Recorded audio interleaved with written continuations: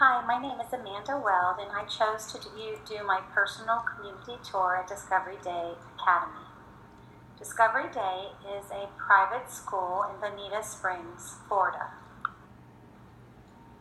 Since Discovery Day is a private school, there is an inequity as far as how much they charge. Typically, a parent or guardian must pay about $13,000 per year for just tuition if someone wants to go to this school. Even students who receive McKay Scholarship usually have to pay out of pocket thousands of dollars in order to attend. Therefore, this is an inequity because we know many students cannot even afford to go to this school. Our school has a bike rack, and so students can ride their bikes. However, we do not have a crossing guard, so that is an inequity. Without a crossing guard, many parents do not feel comfortable sending their children walking or riding bikes to our school. Since the school is located right between Fort Myers and Naples, it does offer people transportation on this school bus to and from school. Of course, that's an additional, I think, $2,000 per year on top of the tuition.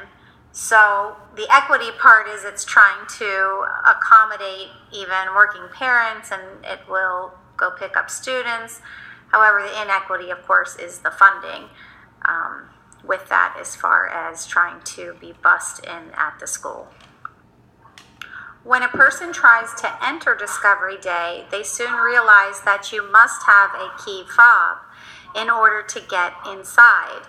Because if you do not have a key fob, you can't even open the door. That is part of the security system.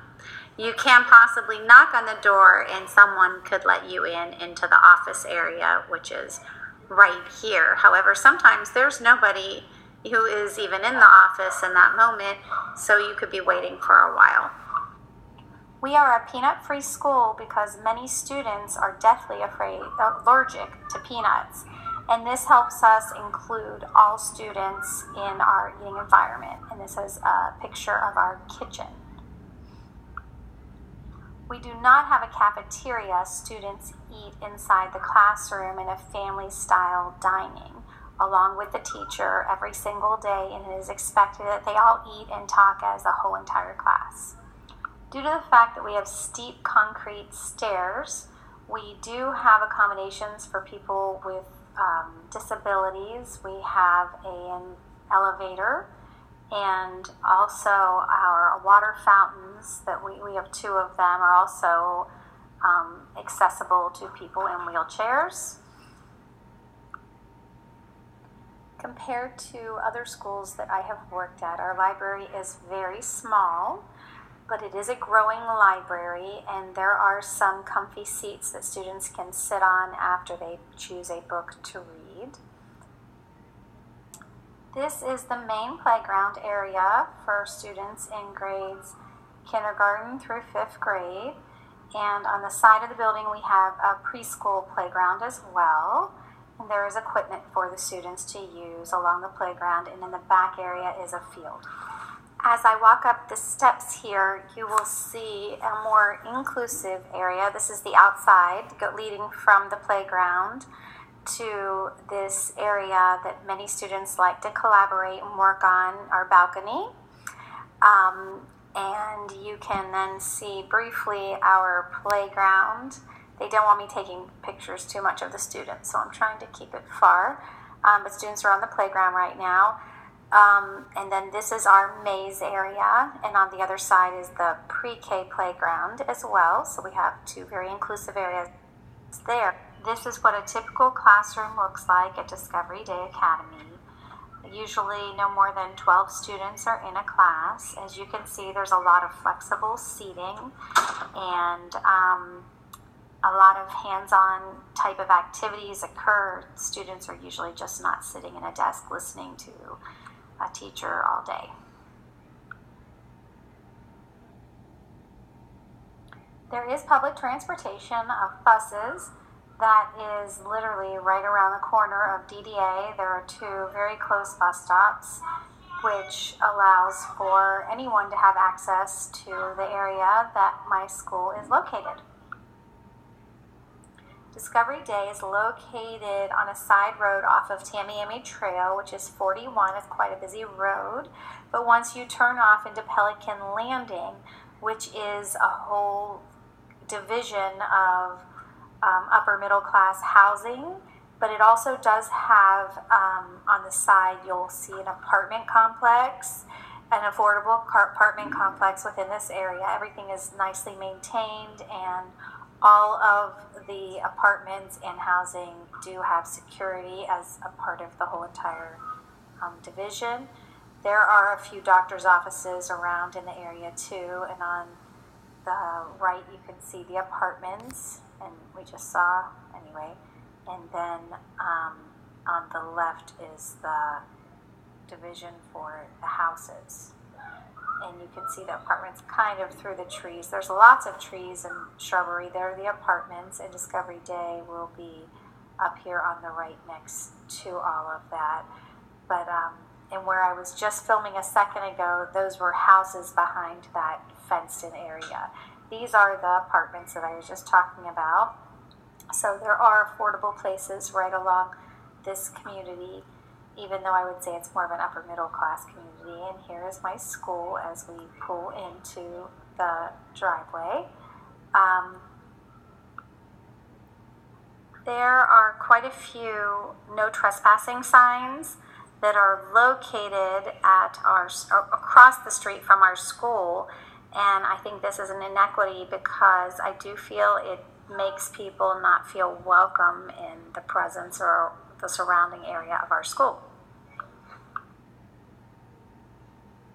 Some of the assets within the classroom environment would be our one-to-one iPads. Each student has their own iPad in every grade, 3rd and up.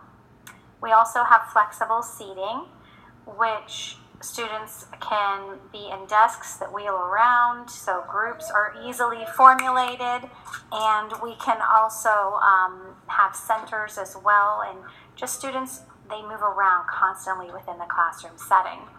We have soft seating of couches and beds in many classrooms so students can read and get comfortable while they're reading. Every classroom has a smart board, and along with that, there's just numerous activities each of the teachers are trained to do with that. And finally, within the classroom, the classes are no more than 14 students, and most of the classes are about 12 students. That's typically the average in every classroom. Some of the assets outside of the classroom would be that it's a walking distance to a beautiful mall, Coconut Point, and it has everything from Target to fancy jewelry stores to just numerous stores and restaurants that are all right there. We are located in an upper middle class community surrounded by very nice apartments and beautiful houses and gated communities. There's a public bus stop that's located within walking distance. There's actually 2 of them. There is a sidewalk that you can walk around within the neighborhood area, which is also a nice asset. We also have a bike rack located outside of our school, so for students who would like to ride their bike to school. Inequities inside the school would be, we have a very small library. In schools that I've worked at in the past, the libraries have been much greater and students have a bigger selection of books, whereas we do have books, but a lot of times end up using programs such as Epic because there are sometimes books that we can't get a hold of, or we do utilize our public library as well. Another inequity is there are no student computers. Only the teachers have a computer. Each student has an iPad, but sometimes it is nice to have that computer. There is also no lunchroom or gymnasium. We eat inside the classrooms. And signs are all in English. We don't have Braille or any other language on our signs.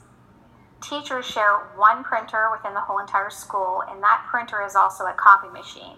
And there is no teacher workroom like I've had in other school settings, especially in the public schools, and that at times can cause some issues as far as just wait time if you're trying to print something.